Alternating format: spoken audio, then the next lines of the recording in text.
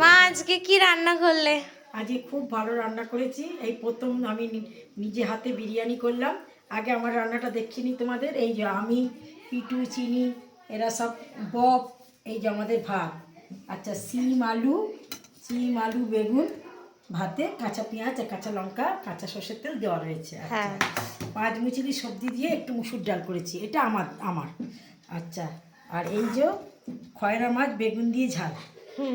আর এই যে হাঁসের ডিম, ডিমের ঝাল। আচ্ছা, এই যে এখানে স্যালাড। আর এই যে চিকেন বিরিয়ানি।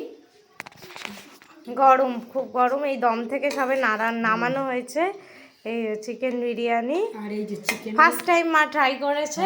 আমি করতে চাই না, আমি অন্য জিনিস খুব ভালো পারি, এটার ধারেই যাই না।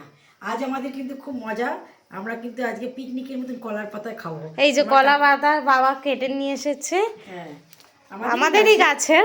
আমাদেরই গাছে কলা পাতা কেটে নিয়ে এসেছে। আমরা খাই না সেভাবে, লোকজন একটু আধটু লোকে এই পাড়া থেকে ছেটে নিয়ে যায়, দেওয়া হয়। আর এই আজকের মধ্যিখানে পাতাটা বাদ দিয়ে মোটামুটি সাইডে পাতাগুলো বলে তোমাদের দরকার লাগে নিয়ে যাও।